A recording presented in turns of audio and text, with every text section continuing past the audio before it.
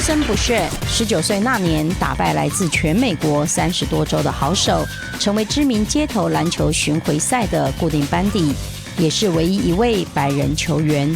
他游刃有余的运球与控球技巧，不仅为他赢得 The Professor 的绰号，这位篮球场上的教授更以精湛的技术吸引包括林书豪在内的 NBA 球星向他讨教。然而，他高一只有152公分，38公斤，让他在篮球场上显得特别吃亏。虽然从3岁起就热爱篮球，学生时代每天更是花上8小时苦练，却因为身高的限制而不被校队教练青睐。每场比赛上场打球的时间不到3分钟。从未放弃的他，以毅力和教不息的热情力抗像巨人般的对手，在众人不看好之下，成为球场上最令人跌破眼镜的闪耀星星。Some of you guys are leaning back too far. You like this, okay? It's too hard to balance. Look, lean forward. You don't need to. 现在他毫不保留地与学生分享打球的秘诀，陪伴青少年为梦想扎稳脚步，并以生命见证超越限制的眼光与信心。朋友们，你好，欢迎来到今天的真情部落格。在今天我们现场为您邀请到的来宾，远道从美国来，是一个非常有名的街头篮球选手，叫做 Grayson Boucher。其实你看到他，你会觉得说，以他的身形呢，在篮球场上好像没什么优势，不过他却能够打下自己的一片天。这一路走来的点点滴滴，今天来到节目当中，跟大家一起来做分享。Hello, Grayson. Welcome to be our guest here. Hey, thanks for having me. Would you like to say hello to our audience and introduce a little bit about yourself first? Oh, definitely. How's it going? My name is Grayson Boucher, better known as the Professor. I've been playing professional basketball for about 14 years, and I feel like it's a blessing every time I get to travel the world and be on interview shows like this. Mm-hmm. So is it your first time here to Taiwan? Second time. I came here for an event in 2009. So what are the reasons that brought you here this time? Mm-hmm. So for this time, it was a little different than last time we had a game. This time was I got reached out by a guy named Daniel in Tang who had this character basketball camp. Okay. And he wanted me to come out and run a clinic, a basketball clinic, teaching kids how I got started with the game and some of the things that I learned to lay the foundation for my ball handling skills. Mm-hmm. But also, being that it was centered in character, he wanted me to tell my story and your life story. My life story, and really, everything from basketball to how I came to know God and really impact some kids' lives. So I thought it was a cool opportunity and definitely jumped at it. You just introduced yourself as the professor, right? Mm-hmm. That is a very unique nickname. Yeah. So where did it come from? Mm-hmm.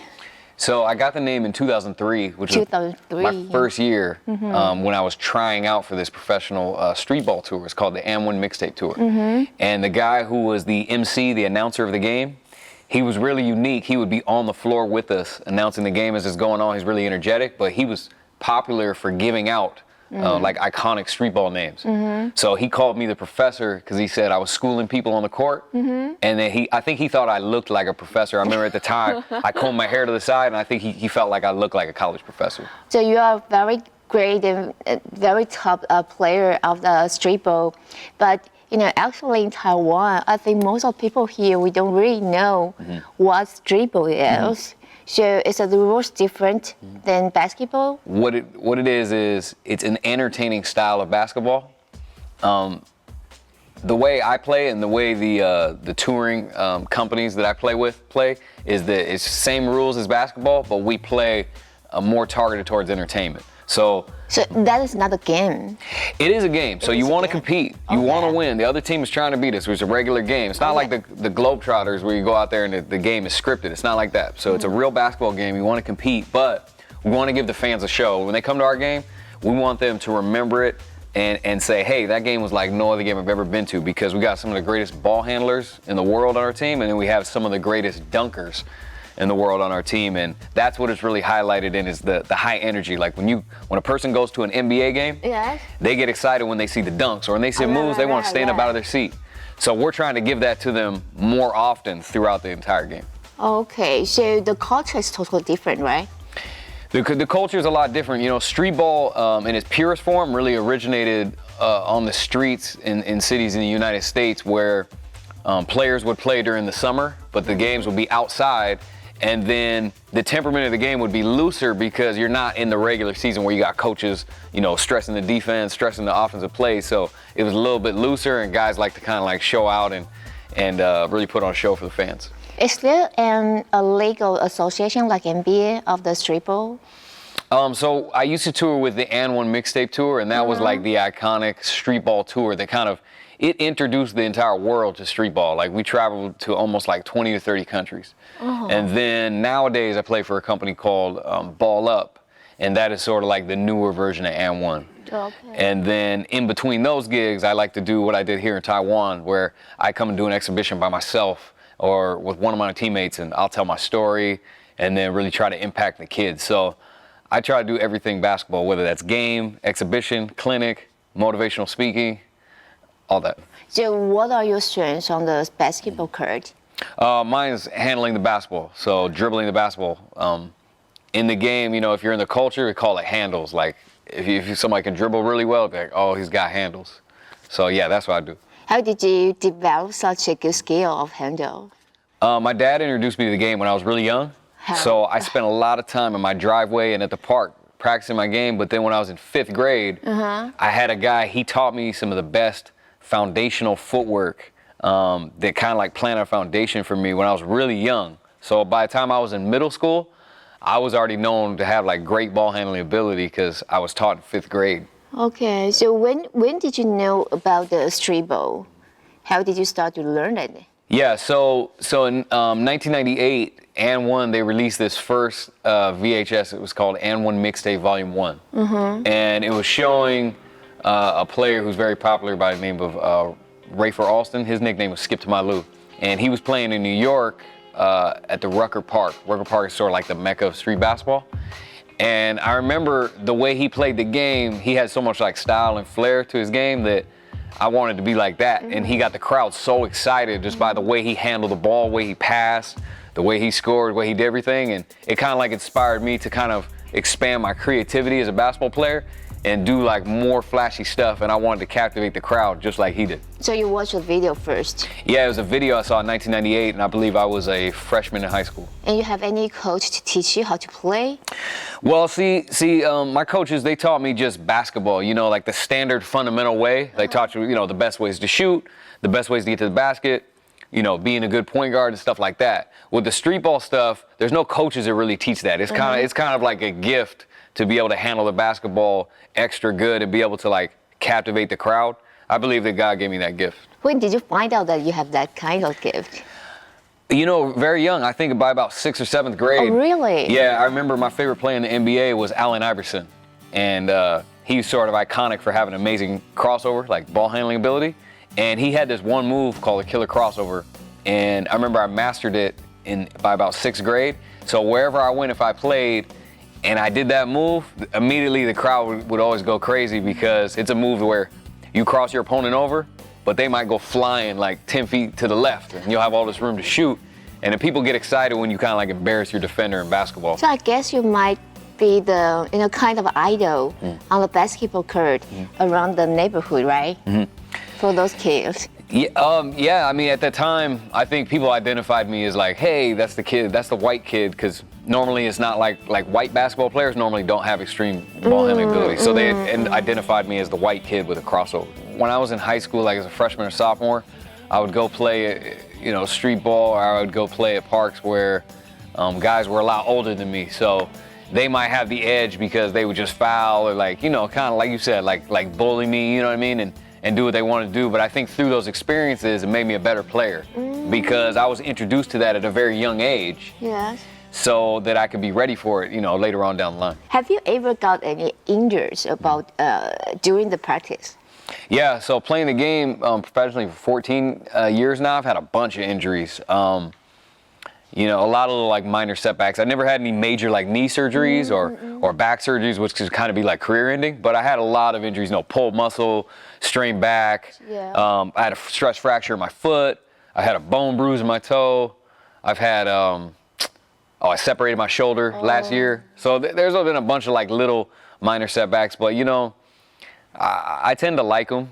Funny enough, like I'll get injured and I'll be bummed out because I have to sit out, but I like the recovery process and trying to get myself all the way back up to 100%. So why were you so passionate on basketball? You know, I think it was a God-given thing because when I was young, my dad introduced me to the game at 3 years old, which is like very young, but and most kids when they go to their parents' basketball games, they'll just like go run around the back. They don't even watch the game. But for me, I was like glued to the game. You know, I watched it and I studied it very deeply at a young age. And then by about 5th or 6th grade, I knew that I loved it and I wanted to play for a living. So I think that I was just supposed to be passionate about it. Found it very young. So in some way, your father may be your first coach. Oh yeah, for sure. Right? Did you join the school team during your maybe like high school age? Yeah. So I played every age of basketball. You know, I played from a young kid. I played the travel ball circuit, AAU, middle school, high school. I remember I played 1 year junior college, and then I had the opportunity to become pro at age 18. And it was interesting too because prior to 18, my basketball trek didn't look like it was going to turn out well. You know, I was very, very small, and I wasn't as good at defense before I got to college. So a lot of people would like pawn me off, like coaches wouldn't believe in me because I was too small. And but ultimately, all the work I had put in actually paid off. So did you play the very unique skill of street ball in your school team? Yeah, sort of. So they wanted more like a conventional style of basketball, and I think that they would, you know, coaches would get a little weary sometimes because they think I was too flashy. You know what I mean? And then when I was a junior in high school, I got held back on the JV team, which was a bummer because by the time you're either a junior or senior in high school, you want to play the varsity team. You want to be at the top level, but they held me back. So like for me, I lived the game, you know what I mean? So to get held back, it was a big hit to my ego and pride and everything. Yeah, right. So I worked really, really hard and I transferred schools to this Christian school my senior year. And funny enough, I just went to this Christian school just to play basketball because I thought I'd get a better opportunity. And I ended up getting an opportunity. The coach believed in me. He let me do whatever I wanted from a guard standpoint. And then I went on to thinking that college coaches were going to come calling, like, right? I had a good senior year. I thought the college would come knocking at the door. They want me. Sure enough, I got no college offers. Oh my God. And the only reason I was able to play college was because the coach at the time from my local school in my hometown, he bought his wedding ring for my dad. My dad owns a jewelry store. So as a favor, he let me try out for the team, and then he accepted me on the team just because I had good ball handling skills, but I barely played. I only played like 3 minutes a game. But then that spring and summer for about 2 to 3 months, I already worked on the game, but I took my dedication, like I took it way more serious. So I woke up at 5 a.m. I would work out for about an hour or 2 hours just on my jump shot.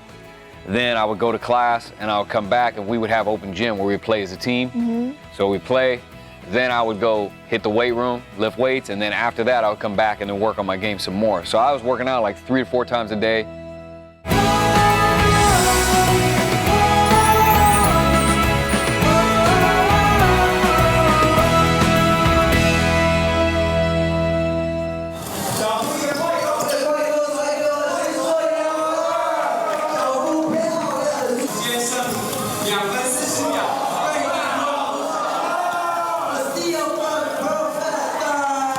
很早就展露街头篮球天分与热情的 Professor， 小小年纪就因为高超的球技，成为街坊邻居口中很会运球的白人小子。然而，他在体制内球队的发展相对不顺利。他曾跟着高中校队打进全州第2名，并创下个人平均单场得20分、7助攻的好成绩。期待着大学球探登门拜访的他，到头来却一无所获，并没有任何学校愿意给他机会。虽然失望，他选择继续精进球技，督促自己锻炼体魄，与一线的大学球员切磋。没想到，上帝关了一扇门，却为他开了另一扇窗。Grayson 从他年纪很小的时候就开始展现了他对篮球的热情，可是因为体型上的限制，其实这一路走来他并不轻松。You just mentioned that you are quite small. You're quite small. How small you are? When I was a freshman in high school, I was 4'11", 85 pounds. Wow. That's very, very tiny. Even today, you know, I'm 5'10", and my weight ranges from 140 to 150, but that's very light for a professional basketball player. But I think that's why I have a career, is because I don't look like a basketball player. So whenever I get on the court, they already assume that I'm an underdog, because I look much younger than my opponent or much smaller. So then when I'm able to do something against the opponent or to score, the crowd gets more excited because it's more of an underdog situation. And just mentioned about that you didn't get any scholarship offer, right? When you got the message, how did you feel? Oh, I was hurt. I was distraught. You know, so bummed out that, you know, up until that point in my life, all I did was play basketball. You know, I didn't have girlfriends. I didn't hang out that much. I didn't do a lot. I really just spent all my time working on my game. So to not get any college offers and for it to look like I was never going to play college or professionally, like, really bummed me out, you know? And the fact that I even got that, you know, that favor by my college coach and let me try out was amazing. But definitely was bummed for a season. Did anyone can comfort you that time? My parents were still pretty encouraging. My brother was encouraging. I had friends who played basketball with me a lot, and they were encouraging, because a lot of people would regard me as a good player. Yeah. But when it came down to like structured basketball, like coaches and elders, they weren't giving me a chance. So I still had some encouragement in certain places. So you never think about to give up? You know, if I ever thought about giving up, it was only for like a short amount of time, like half a day or something, because at the end of the day, I love the game so much, I don't even know what else I would do. So I remember I got cut from a couple of teams, like all-star traveling teams, or like when I got held back on the JV team, I would be bummed out, but then whatever I would do to go clear my mind would be just go play the game again and have fun. I'll go to the local gym and just do what I always do and just try to get better and, you know, work up to the next situation. Have you ever complained about your height? Yeah, I think at certain times I would always sit back and be like, man, you know, I wish I was taller. I wish, you know, I wish I was, you know, 6'4". I'd be in the NBA or I'd get a scholarship or do this and that and the other. But I think at the end of the day, you know, by the time I was in college and then got to play professionally, I realized that being this size was actually to my benefit, because the crowd would get more excited based on when I had a success as opposed to if I was taller. So because you always surprise them. Yeah, it's more of a surprise factor. So I think that I like it now. I embrace it. I don't know. It's been years since, you know, I said I wish I was taller. Probably not since college. So. And how did you get chosen into the M1 mixtape tour? So what happened is, after my freshman year in college, I only played 3 minutes of games. No success, really, right? But then that spring and summer, for about 2 to 3 months, I already worked on the game, but I took my dedication, like I took it way more serious. So I woke up at 5 a.m. I would work out for about an hour or 2 hours just on my jump shot. Then I would go to class and I would come back and we would have open gym where we play as a team. So we play. Then I would go hit the weight room, lift weights, and then after that I would come back and then work on my game some more. So I was working out like 3 to 4 times a day. I was playing with some of my college teammates. They were getting ready to play Division I, Division II. I had some good teammates, right? So I was playing head-to-head with them, and what clicked to me was that I had better offensive skills than them, but what they had on me was that they were bigger. Yeah, right. But I think they were also confident, and but they played better defense. So I realized for me, what I had to do was I had to play better defense. I had to get a little more aggressive, you know what I mean, and a little more confident. So throughout those 2 to 3 months, my skills improved, and then also I embraced the confidence. I got a little bit better on defense, and then, you know, after that first term, by about June, right before I tried out for AND1, I was twice as good a player. I improved like 180%. So when I went to try out for the AND1 mixtape tour, and then I am winning the contract, I went through this summer-long process of elimination. You know, next thing I know, I got an opportunity to play professionally. I never would have suspected that. What's your first reaction when you know that you got yourself a contract? It was pretty surreal. I didn't even know what to think, because, you know, I had loved the AND1 mixtape tour. They came to my home state of Oregon. I drive an hour away. I just go to watch the game. They had a tryout, and I just decided to try. Like, all right, well, I'll try. Why not? I like dribbling. Yeah. So I get in there. Next thing I know, the crowd got excited, and then they narrowed it down to me and one other guy. We got a chance to go in and play against the N1 team that night. It was in an NBA arena. So I played against them, and then I got the crowd excited in the big game. I scored a few baskets, and then they asked me, said, hey, would you come on tour with us? 30-city tour, summer-long tour. So I go on tour, and what I found out is on ESPN, you know, the biggest sports television network, they were documenting a contest, a summer-long contest, a process of elimination. So you could try out, and every game there'll be 3 or 4 guys in contention of getting sent home if you don't have a good game. So we had 33 cities, and I believe my game was like game 2. So I lasted through every city to the very, very end. And then it came down to me and 2 other guys to be in contention of winning the contract, and I ended up winning. So when I first got it, I didn't even know what to think, because 1 year ago I barely made the college team, and now I got to play for a living. So it was surreal. It was like a dream come true, and I was just trying to like take it in and process, you know. I'm wondering what kind of feeling of dream come true. You know, I definitely was happy. I think I was happy. I felt like it was a great thing, but then I also felt like, hey, it's quite a bit of pressure, because now this company's paying me, and it's different. Like, it's different when people expect you to put on a show playing basketball. Yes. Than when, like, before people just underestimate. You don't expect me to do anything. Right. So I felt a little bit of pressure. It's like, all right, I gotta upkeep this, but I also was thankful and felt it was great. Did your parents support you to take this dribble as your professional career? Yeah, you know, when I was presented the opportunity to sign a contract and become professional at age 18, I had only played 1 year of college, and to my surprise, they actually supported it. They knew that they had invested so much time, so much money, so much energy in getting me the best coaches and the best training and going to this camp and this clinic and this. So when the opportunity presented to make it a career, they supported it like 100%, and I loved it. Yeah. So after you joined the M1, you traveled to so many different cities, right? So what did you usually do when you arrived to a new city? So when we go to a new city, it's more about doing promotion. So it's like every time you go to a city, it's because you're gonna have a game there. So in the days leading up to the game, you're promoting. You're going to TV shows like this. We're going to the radio. Yes. We're going to speak to kids. You know, we might do a clinic, things of that nature. So we're always promoting. It's constantly very, very busy, though. Did you have any trouble to fit into the team?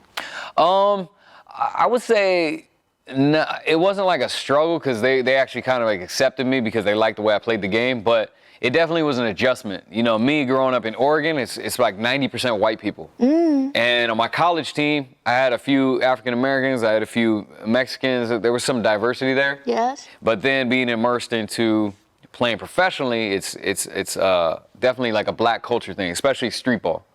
So for me, I was a little bit culture shocked, and I had to get used to a lot of things. But I think I embraced it very, very quickly. I mean, I would say it took me maybe like a half year to make friends with everybody and really feel at home in that type of environment. And what was the most memorable game for you? The most memorable game was probably when we played in Madison Square Garden, where the New York Knicks play. And I think it was the second to last game on the tour. And at the buzzer, I got the ball and we were down 2, and I shot this long 3 from about 5 feet behind the three-point line, and I made it to beat the N1 team. And everybody stood up and went crazy. We ran on the court.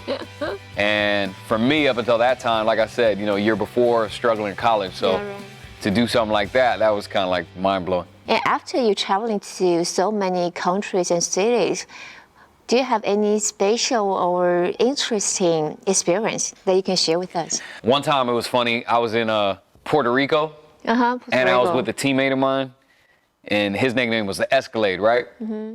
And so we were walking down the street, and the cops were following us. So we had just went to eat, but we kept looking on our shoulders like, why are the police following us? Like, we can't figure it out. What do? We do something wrong? So we keep walking. We're probably a mile away from the hotel. They followed us all the way back to the hotel. And so now we're nervous because they're like going slow, like just right behind us. So we get to the hotel, and then we go upstairs, and they didn't chase us down. So I'm like, I guess we're good. So I took a little nap because we were tired from traveling. And then Escalade, he called me, he said, apparently the cops are downstairs. They said, we need us to go down there, and they got to talk to us. And so I'm like, oh, dang, okay. Like, So I hang up the phone, I'm all nervous, and we get down there, and it turns out that they were fans and they just wanted our autograph. Oh my God. And they wanted our autograph. So that was a pretty funny experience for me, but I think at that time I was still getting used to how like the ESPN show, it showed all over the world. ESPN's in almost every country. Yeah, right. And so that was sort of surreal. It's a funny So story. you have fans all over the world, kind of. Yeah, and I think it started because ESPN was everywhere, and now everything is so digital, you know, and so now I have like a YouTube channel, Yeah, right. millions of followers, and Instagram and stuff like that, but those are in every country too. So I think it's been a blessing that I was able to play in those countries, and then those countries just kept up. After seeing it on ESPN, they kept up on digital, and then all the way up till today. Have you ever considered to, go to NBA? Yeah, so when I was younger, I wanted to actually play in the NBA. You know, every kid, I think, even in the world, in the U.S. especially, is like, I want to be in the NBA. Yeah, right. So up until about 24, I'd say, I didn't take my training serious enough. Like, if I was going to make the NBA, I needed to train more seriously. But what happened was at 18, when I got my contract, I was too excited to be a professional, so I wasn't as hungry to work like I was supposed to progress to the NBA. So then when I was about 24, I said, you know what? I still want to make it. So I started training hard. But what I realized was I got to one step under the NBA. It was called the CBA at the time. And what I realized was if I was going to make the NBA, I would have to quit street ball, and I have to go over to Europe, and I have to play during the minor leagues and take this long route to try to make the NBA, as opposed to like, the straight route would be big college, get drafted. Yes.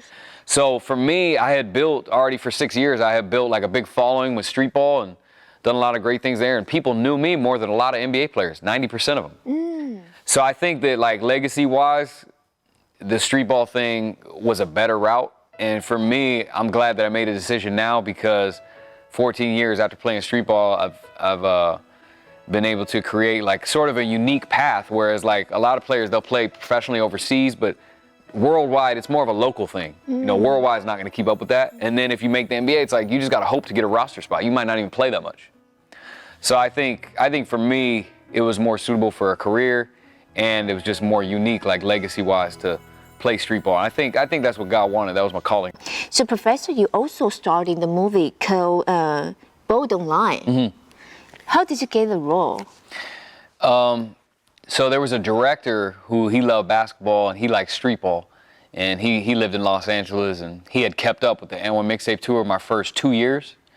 And I remember he came to a game. He sat in the front row in Los Angeles, and I was walking to the locker room. He came out of nowhere. He gave me a script. He said, "Hey, I want you to be the lead in this movie." So I got it. I thought he was like a crazy fan at the time, and I'm like, "Oh, okay." So sure enough, I did call him. He had his number on there, and we stayed in touch for about 2 or 3 years, and then. Quite a long time. Yeah, then he said he got the funding for the movie, and he wanted to greenlight it. It was going to happen. So I was like, great. So he ended up setting me up with some acting classes in Los Angeles. I moved down there for about 6 months. I got acclimated and started studying acting, and I liked the character because it was, I was a high school basketball player. Okay. So And- what's the character connect to your real life? Not much. Not much. Not much. The only commonality we had is that we both played basketball. We liked Okay. street ball. Same style of game. But the movie was about foster care. So my character was in a group home, and he kept trying to get placed into families, but he was such a bad kid and had such bad parental guidance that he gets sent back to the group home. The family would reject him. So it was more about foster care than it was basketball. Did you like to, be a movie star to shoot in a movie? I liked the idea at the time, and I was really excited about it. And I thought at that time, I was like, you know what? I'm going to try to parlay my street ball career into acting. Yeah, right.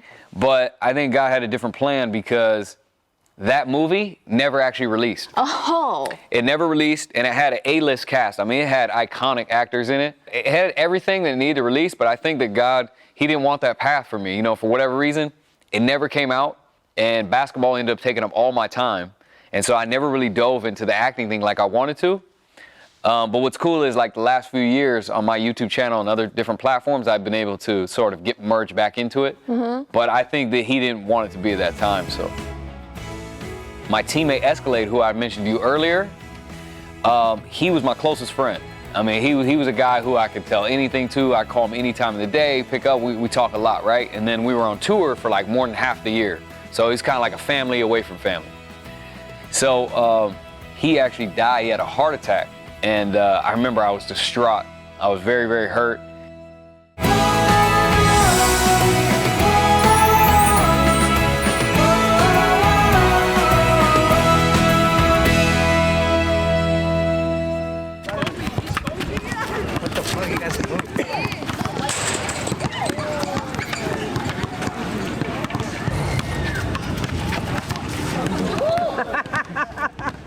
近年来 ，Professor 不时以一身蜘蛛人的劲装，带给喜爱街头篮球的群众欣喜。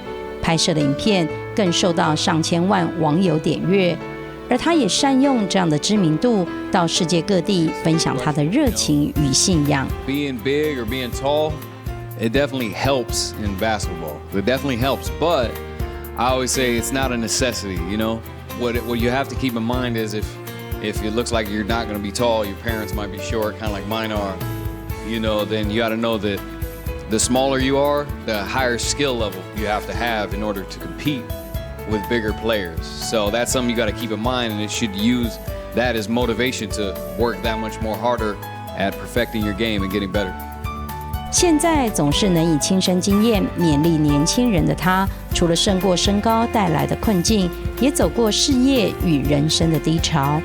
2009年，他所属的街头篮球组织被并购，过去年薪100万的他，瞬间没了工作，只得到处找打球与表演的机会糊口。而与他情同家人的球员好友，因为心脏病突发过世，更让他跌入谷底。双重打击却成了他认识上帝的契机，以及重新看待自己生命价值的转捩点。Professor 现在是在全世界都非常有知名度的一位篮球员哦，而随着他的知名度，他其实心里头呢想要做的事情是更多的。So you just mentioned about your YouTube channel, right? You also upload lots of the different clips to teach people how to play basketball, and you even dressed like Spider-Man. Yeah. The idea actually came from a friend of mine who works with me. He films a lot of stuff. I have a great team. I have about 3 or 4 guys that work with me year round. They film all my stuff, they handle all my business, and they help me out with creative ideas. So today, the youth worldwide love superheroes. Yeah. And what we were trying to do is, like, I used to get hundreds of thousands of views on my YouTube channel, right? But we were trying to figure out, how do we go more mainstream? How do we get millions of views? You know, how do we step it up? And so he came up with the idea of combining the comic culture, you know, the Comic-Con culture, which is like, you know, Batman, Spider-Man, Superman. How do we combine that with basketball? And so pranks are big online too, right? But we want to make it clean and God-honoring. So he said, why don't you go dress up as Spider-Man? Why Spider-Man? Spider-Man because it was a prank, because it covers your entire body. Right. So you can't see who it is. So it's more of a prank. If it was Batman, they know it's me. Oh, yeah, right. You see what I mean? Superman, they already know. So we went as Spider-Man, and I went and just played people at a park for about 20 minutes. And I think it was supposed to happen because I could have made 3 or 4 videos based off just the 20 minutes I was out there. Everything was working. And then we went home, we edited the video, and we threw it up. And the next day, it already had like 10 million hits. Oh, really? Really Okay. quick. And so our plan to Did go... that shock you? Oh, it shocked me, yeah, because our plan was to go viral and do some big numbers. But I thought, hey, you know, if this did 500,000 views, that would be pretty good. I'd be excited. But then next thing I know, it was like 10 million in 1 week. Wow. And I think to date it has over 30 million views, the first one. And so what we did is, instead of doing the same thing over and over, the same prank, we decided to make it like a video comic book. So it's a video comic book, and Spider-Man, instead of fighting, he plays basketball. So now more and more people know and play street ball around the world, right? Because of you, right? I think that, I think that some kids are inspired to play that style of play. How do you feel about that? I think it's a blessing. I think it's an honor that, you know, me and my life putting so much work into the game, that now that I'm able to see like the youth like learn something from me, or like aspire to kind of like play that style, I think it's awesome, and it's a blessing. I think it's even more blessing that they'll be able to like listen to what I have to say just about life, or anything, you know what I mean? So it's very cool. So does being a celebrity affect your life? Definitely. You know, before I was a celebrity, I could go anywhere, nobody cared. But now, you know, people look to me for, you know, guidance. You know, people are everywhere I go, people want a picture, they want an autograph. You know, it's my business, my career. Yes. So it's definitely it was life-changing, but I think I've come to a healthy place in realizing that, you know, the glory of man, that can come and go, you know what I mean? So it's like, I'm appreciative that they support what I do, but I can't get too caught up in it because it can be gone quick, you know what I mean? Like, when And One ended, about 8 years ago, I remember like 1 year after it ended, like some people barely even knew what I did. They used to ask me like, hey, didn't you do some basketball thing? And then when Ball Up started, and then I did the Spider-Man thing and my digital grew, then it was kind of like back to where it was. But there was a good gap where like they completely forgot. But people forget things quickly. But did you feel any pressure to become a celebrity? Yeah, there was pressure because it's like, now people have a lot of expectation from you. It's like you showed that you were good, now we need you to do that all the time. Whereas before it was like, nobody expected me to do anything, so if I did do something, it was a plus. But now it's like, we need you to be awesome and great every time. And it's like, dang, you know, it's a little bit of pressure. But what I realized is, every time I play basketball, if I just try my hardest and I just aim to honor God only, then everything falls into place and I can just have fun. You just mentioned about the God, because on your Twitter, you describe yourself as a follower of Jesus first and global basketball entertainment second. How did you become a Christian? So in 2011, this is right before Ball Up was going to start, my teammate Escalade, who I mentioned to you earlier, he was my closest friend. I mean, he was a guy who I could tell anything to. I call him any time of the day, pick up, we talk a lot, right? And then we were on tour for like more than half the year. So he's kind of like a family away from family. So he actually died, he had a heart attack. Oh, really? In 2011, he's my closest friend, and we were both in Los Angeles at the time. We were promoting the launch of Ball Up. How old was he? He was 38. Wow. Yeah, but he was 6'9", and he was about 500 pounds, a big guy. So he had a heart attack. There's a little too much pressure on his heart.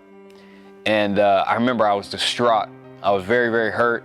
And I think, you know, the Bible always says, like, you can only really truly find God if you're in a broken spirit. You know what I mean? A contrite heart. So I definitely was there. And I remember at his funeral, his brother is actually a famous basketball player. He's an announcer today. His name is Mark Jackson. He was preaching at his funeral, and he was talking about Christ.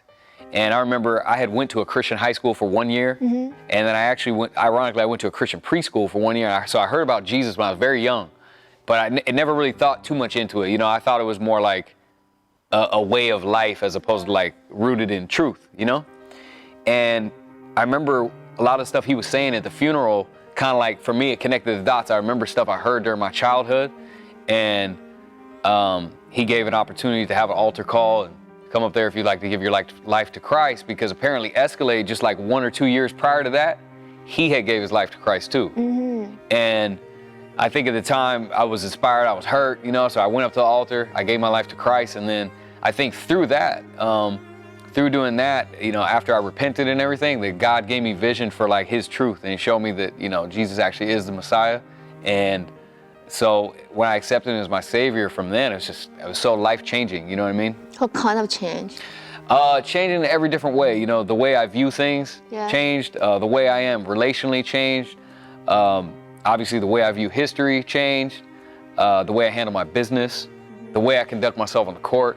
Even like I said to you, even it makes basketball easier because all I try to do is honor God with everything I do, and that relieves the pressure, so I'm not you know, put up against the wall to try to satisfy man as much, you know what I mean? And did you have any special experience from God? He kind of like revamped my career, but I think it was because he knew that I was gonna handle it to glorify him. You know, like after And One was great, you know, but I was doing it for like myself, the status, you know what I mean? And I like the game, but you know, it's for a lot of, you know, different worldly intentions. And then all of a sudden it cut off and nobody really remembered it. It was like, some people would remember me, but not really. It was like, whatever. But then I think God got to a place where he knew that I would use my platform to glorify him, and he showed me that's why I was given. And then like through that Spider-Man series, he like blew up my whole social media following. And then it was sort of like my popularity was back to where it was when it was on ESPN all the time. And now he showed me that, you know, using my platform to glorify him is going to come through events like I'm here in Taiwan at the character camp. And I can tell kids my story, show them some basketball, and do gigs like that. So now I really try to have that the foundation for everything I do. And when did you start to share gospel in public? It was probably a couple of years ago. I went to Hawaii, and I did a clinic similar to what we did, the character basketball camp. And I told kids my testimony, and we did like a Q&A, and this guy was asking me how I came to Christ, and it was great. But yeah, so I think about 2013 was the first time. Did you get any inspired to like to do things like that? Yeah, totally, because I think that it took me a while, you know, I came to Christ in 2011. Yeah. It took me a while to like understand like why God, you know, I had success like when I was outside of Christ, Yes. and then why he gave me success, you know, here, and like what my actual purpose was. But what I come to realize is that, you know, oftentimes where your passion is where your purpose is. And so for me, he gave me the passion for basketball, but not only that, but the passion to entertain people with basketball. And then he gave me a platform through that, and he showed me like I'm supposed to use that platform to glorify him. And I know that that's the purpose, because now, you know, my assistant who's here, he could tell you all the inquiries that come in, like half of them are like ministry based. They're like, hey, we want you to come here and tell your story. We want you to come here. We want you to play one-on-one for an hour and then tell people your story. It'll be all different stuff like that. But I think that's confirmation that this is what I'm supposed to be doing. But as a public figure, have you ever faced any opposition when you're sharing the gospel? You know, when I post stuff on social media, like about Christ, because he wants me to use that platform to honor him as well. You know, there's a lot of people who are Muslim or Buddhist or of different faiths, and, you know, they won't have nice things to say in regards to that. But, you know, I can't worry about it too much, because at the end of the day, if I'm trying to satisfy God, what more do we really have to worry about, you know? And I'm really trying to help people. So it's not out of a spirit of disagreeing or trying to be right. I'm just trying to do what I'm called to do. So the naysayers and the people that object, I can't get too caught up in that, you know what I mean? And now you travel to lots of cities to teach kids how to play basketball and share your love story with them. Did you get any, you know, feedback from these kids that really touch you? Absolutely. I remember when I first started posting things online about God, it was so like drastically different, because I had been transformed. So it's very drastically different from the energy that I was putting out before that. And a lot of people were taken by it. And then people that I met were just like, wow, like you're way different now. You know what I mean? And then a lot of kids said that, hey, I had inspired them to get to know God, or to walk closely with God, or to get saved and baptized and accept Christ as a Savior. So even these are people that I'd lived clear across the world from, but they could just see even from a social media standpoint that had happened. And then also when I did the thing in Hawaii and a couple different places, you know, people were inspired by it. So I think at the end of the day, if God can use me to help anybody else, then that's the ultimate goal. So what's your future plan? So my future plan is to continue what I'm doing, but to expand the platform. So expand online, to expand in doing worldwide gigs, and my movement now is as a global hooper. So what I want to do is encapsulate people globally through basketball to glorify God, but then also continue to do entertainment like I've always done, because I don't think just centering it in ministry stuff is the wise way to go. He wants me to encapsulate all people so they could come, you know, to ultimately hear about God. And how will you encourage those young people who want to make their dream come true, like you? With basketball, you know, I encourage them in a few different ways. I say, hey, you know what? If this is your passion, then, you know, it's possible to go far with it. I say that, you know, the game, it kind of like gives you what you put into it, you know? It's not 100 proof, but pretty much like as much work as you put into the game, that's kind of like what you get out of it. So I try to tell them that, you know, there's a difference between like liking the game a lot and then actually having a passion for it. Because with passion, you can put enough work into it that's necessary to play professionally or play high-level college basketball. If you like the game a lot, you're probably not going to put in the work, because you'll look at certain things as hard work as opposed to just fun. At the end of this interview, do you have anything else like you really want to share with our audience? My life didn't look like it was going in a great direction. It didn't look like I was going to follow my dreams at certain points. But you know what? God honored the fact that, hey, I put in a lot of work toward basketball and what my passion was, and to turn that into a career to glorify him. So for whoever's watching this, you know, whatever passion they might have, it might be, you know, they want to be an artist or a musician or fireman or TV host, whatever they want to be. I would say to, stay with that and invest as much work as you can in it, because you never know, that may end up being your career. 看他是一个篮球员，小的时候个头这么小，160公分都不到，30几公斤。这样中学生的身材要就篮球场上要这样拼搏很困难，可是当他不放弃的时候，他也非常明确知道这神给他的天分的时候，其实他可以做非常好，甚至到现在他的故事在全世界感动非常多人。感谢你收看 ，Thank you for coming. Oh, thanks for having me. Pleasure.